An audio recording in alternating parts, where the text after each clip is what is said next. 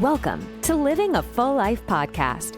Join us as we explore health topics that encourage raising healthy children, living a healthy life, and living the best life possible. Now, here's your host.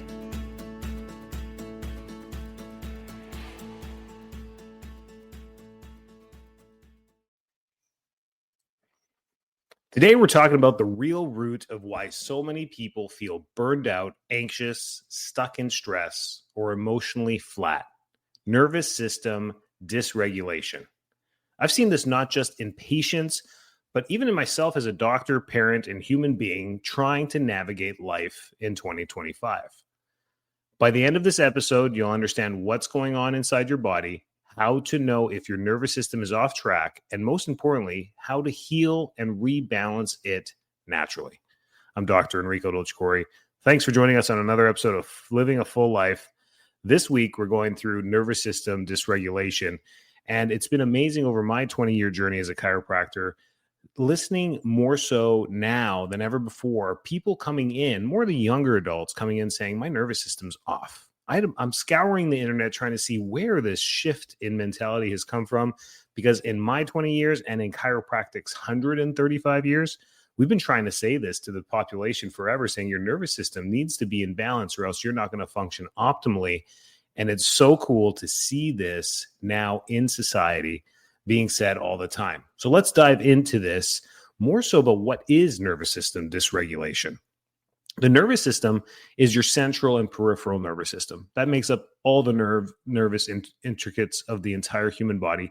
The central nervous system is your brain and spinal cord. Think of the spinal cord as the tail to the brain. Both the brain and spinal cord are encased in bone. Your skull and spinal column are completely encased in bone, like an armor protecting that central nervous system. Then the peripheral nerves are everything that come out of the spinal cord and the cranial nerves in the skull that come out and go to all of the points of the body, organs, cells, tissues.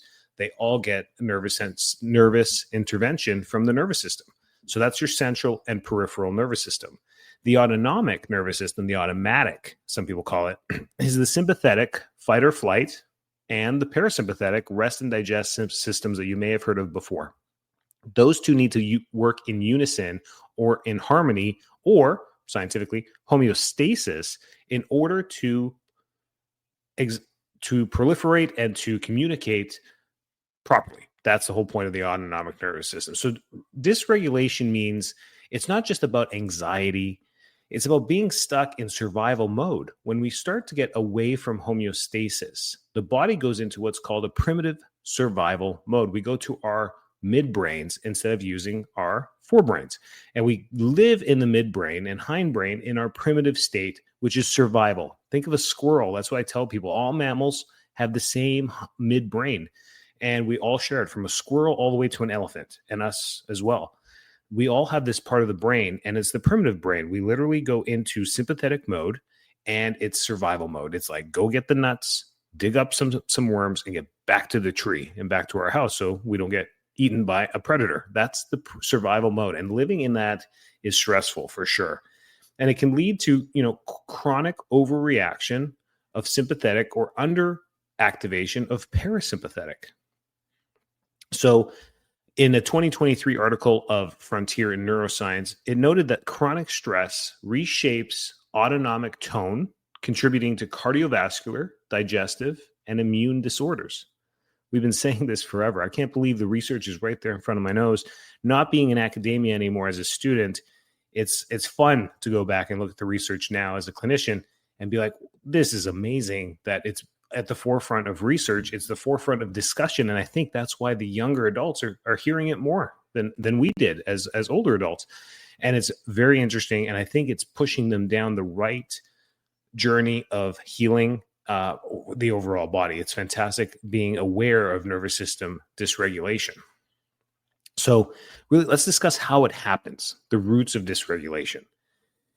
Early life stress or trauma, they called ACEs or adverse childhood experiences, are linked to lifelong dysregulation.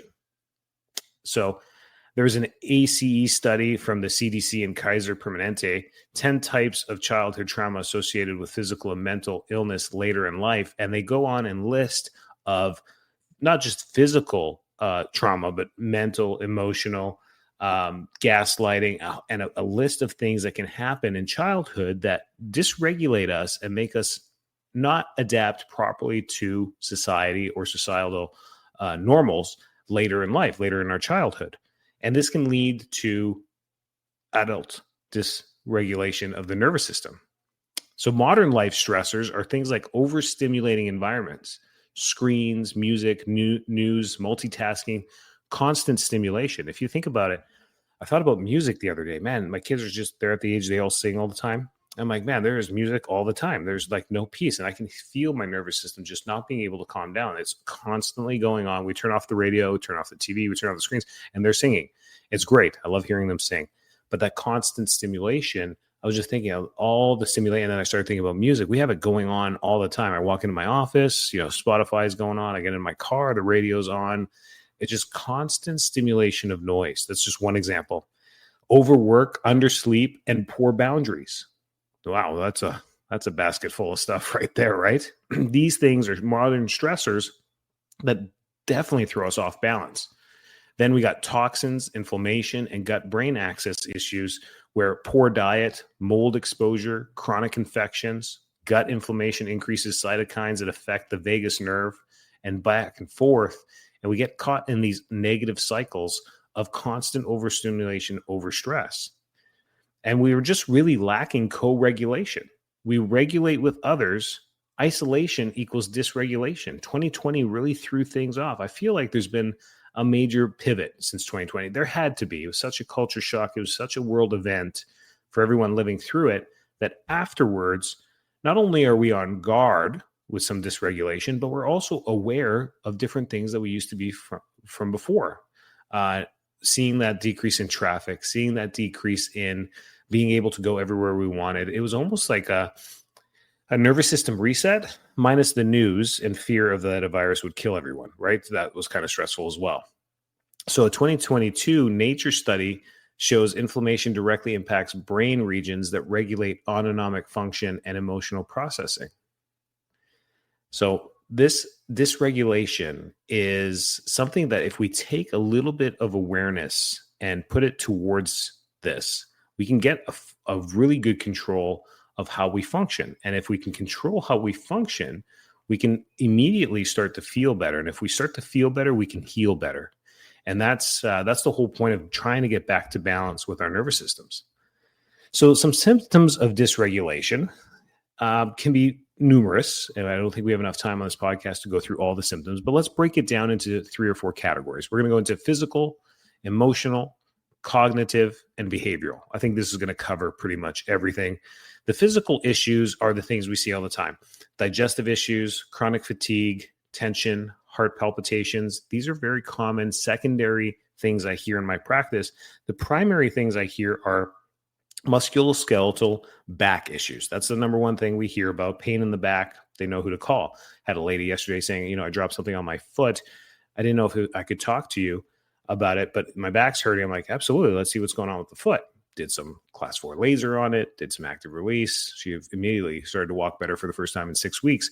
And she's like, I didn't know I could talk about my foot. And I said, well, listen, everything's connected. You can talk about anything. It can give us clues back to the underlying source of the problem. So always talk about how you feel about everything. I'm not the best psychiatrist. I'm not the best physical therapist. I'm not the best occupational therapist. I'm not the best, myofascial release specialist for the mouth. But if you bring up these things and we can help, we'll help. If not, we can refer out and get you the help that you need. So it's really important to look at the body as a whole. So physical issues, we see this very commonly. I think digestive issues, chronic fatigue, and tension are virtually everyone has this. And it's because of nervous system dysregulation. It's because of stress. We blame stress, but instead of blaming work or what we think the stress is coming from, we need to hone in on our nervous system. We need to be why am I not able to adapt to the stresses from work? Let's say you work in a desk job and you have like quarterly ends that you have to do every quarter. And every quarter near the end of that month, it ramps up. Your weeks turn from 40 hours a week to 60 hours a week to catch up to get this done, because on the 30th of March, the 30th of June, we need to get this stuff done. It's a cyclical stress that goes on, and you can pinpoint that. As you pinpoint that, you can then use things in your life to try and regulate your nervous system a little bit more, knowing that the hours are going up instead of being a result of the hours are going up. Make sense there? Instead of just saying, okay, work's going to get stressful, therefore I'm going to suffer the stress, we can be and prep for that to be ready, making sure that night's routines change. You're going to bed an hour earlier. You're doing things different to help modify and regulate your nervous system during that time. Eat different, eat an anti-inflammatory diet during those times of the year, whatever those things may be. That's the physical. Emotional is irritability, anxiety, panic, and emotional numbness. When our nervous system gets really out of balance, this is where panic starts to come in. So irritability and anxiety are normal symptoms that most people feel once they're out of balance and they're starting to sense that they're out of balance, whether it's conscious or not. We start to get irritable. We kind of punch back. We get angry. We get a little bit anxious. That anxiety can transmit other types of behaviors, but it's when we get into panic, when we start to actually panic and have that higher heart rate, higher blood pressure, it's where we're reaching a point of maybe no return on the nervous system falling way out of control. So we get this emotional numbness there. These are common things. Put your hand up if you've had any of these symptoms that I'm bringing up right now, right? All of your hands should be going up. Cognitively, we get brain fog, forgetfulness, obsessive thinking. We start to obsessively think on the stressors, which create more anxiety, which create more irritability, which create more panic. It's this cognitive change. And one of the best tools you can use is the cognitive control. You can control your thoughts. And that's sometimes what people need a little bit more work on is when things start to get stressful and we start to repeat the negative stuff saying, oh my gosh, this is going to be due by this time. This finance is going to be due at this time. I don't know if we're going to have enough money, whatever it is that's stressing us. Changing the tone in our thoughts can play a huge role in the overall effect of our nervous system and our overall health, saying, hey, God's got this is one way. Another way is being grateful, positive affirmation saying, hey, no matter how hard this gets, I've gotten this far. Everything's been provided for me. I'm pretty grateful for that.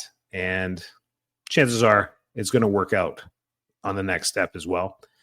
And then using all kinds of tools. And then we have behavioral too. We talked about physical, emotional, cognitive, and now behavioral, overworking, shutdowns, social withdrawal, addictive tendencies.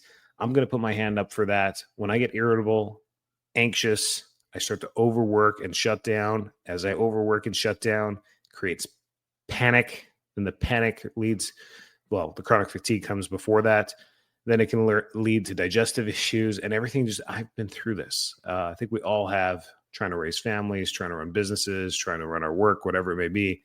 We've all got through there. And the only way out of it is what we're talking about today with trying to regulate the nervous system. This isn't a personality flaw, any of this stuff. It's a nervous system pattern, and it can be changed. So how do we regulate this nervous system? We have to think of this as a top-down approach. The nervous system is top-down. It goes from the brain all the way to the body, right? Breath work, box breathing, psychological sigh, taking and pausing during the day, even for moments, can make a big change in how we regulate, because you can influence normal patterns like your respiratory pattern or your heart rate in the moment. So as things start to escalate and we get into that sympathetic drive, you can break that pattern by slowing down your breathing, taking big deep breaths in and breathing out. We have 2 breathing podcasts that you can go back, go in the search bar, say breathing under the Full Life, Living a Full Life podcast, and you'll see them pop right up to the top. Listen to those. They're great breathing podcasts on how to do breath work, and it can really help regulate in the moment. So if you're working at the office or at your desk, 8 to 10 hours a day, this is a great one to just add in randomly throughout your shifts. You can do as much as you like, but it's 15 seconds to just stop and breathe. Mindfulness, positive affirmations, focus on present sensations, reduce default mode network activity so you don't fall into that overstimulation or panic or anxiety, but just being mindful of some of the things that we just said. And then cognitive reframing, reduce that perception. That's the thing, reduce the perception. Mindfulness-based stress reduction reduces amygdala volume. And this is from Harvard from 2021. It's called MBSR, mindfulness-based stress reduction. Look up into that and how you can just reduce the amygdala volume. And your amygdala is your fear center of your brain, that when it gets overstimulated, you fall into a chronic fear state. And fear creates high blood pressure, high heart rate, all these things, because what are you fearing? It's definitely not the bills that are being due on Friday. It's definitely not the workload. We perceive that. That's our reality currently, but our amygdala is stuck in 4000 BC. It's worried some panther or something's coming around the corner to eat them, right?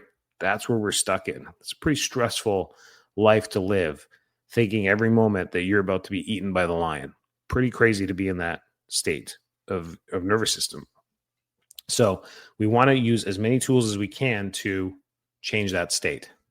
Then there's the bottom-up approach, the body-to-brain approach, things we can do to our body or for our body to help regulate our brain. Chiropractic care, believe it or not, in the research shows to be at the very top. For the first time in my life, when we search things, it's always the Mayo Clinic, the Cleveland Clinic, medical procedures, maybe some drugs, then physical therapy. Then physical therapy comes in, the movement, the rehab, and very rarely does chiropractic get talked. And then when I went down this rabbit hole over the last month about nervous system regulation, chiropractic research is sprinkled all throughout it. Just because, I guess, being 130 years, saying the same thing over and over again, it's trickling in and falling to the top of the search results. And we found a reference study in 2022 in the Journal of Clinical Chiropractic of Pediatrics showed significant parasympathetic activation post adjustments for both kids and adults. And we can use this, and because so many chiropractors are measuring HRV and vagal tone, the research is all there. So chiropractic adjustments immediately, within seconds after being adjusted, show significant parasympathetic activation. So if we're very sympathetic and stressed, it can pull us back to that homeostasis by stimulating the parasympathetic and getting better parasympathetic response, meaning gut and digestion, which is very cool in the literature. Cold exposure, like cold showers, cold plunges, if you're brave enough, trigger the vagus nerve, and they work very well for some people. Some high-performing athletes, some high-performing entrepreneurs that work crazy 100 hours a week, have shown that when they bring these things into even daily or 5 times a week, when they hop in there for even 3 minutes, it does make a change in their nervous system regulation, and they can feel it, they trust it, they believe it, and they incorporate that into their lifestyle, and it's made a big change for them, which is great. So that can work for you too. But simple things like walking, yoga, Pilates, all these mindful movement exercises are absolutely wonderful for regulation. What about co-regulation and safe connection? We can actually use each other humans, to help co-regulate our nervous systems. Our nervous systems the human brain actually thrives on human connection. It's a part of it that it's almost like a cheat code. You can use other people to help regulate your nervous systems. There's a great podcast on the blue zones we did over a year ago. And we were looking at people that live to 100 or more years of age in Japan, Sardinia, Greece, California, all the blue areas around the world. And they were trying to look for overlap and commonalities, even though these are very different cultures around the world. They're trying to figure out, and diet was the number one. Diet was the big thing. Plant-based, seeds, a little bit of meat, plant-based diet, low inflammation. But guess what the second biggest thing was? Human connection. They were all part of a village or connection of people that was required on a daily basis to be with other people. Unfortunately, us here, especially in North America and in the Western world, we can go days without other people, which is crazy, which is absolutely crazy. So hugging someone, petting a dog, being with calm people can actually regulate your nervous system. Being around abrasive people, loud people, and dangerous people can do the opposite. And if we're constantly around them, we wonder why our nervous systems can never regulate. So abuse, trauma, all these things, and being around that daily can be very, very toxic to our nervous systems.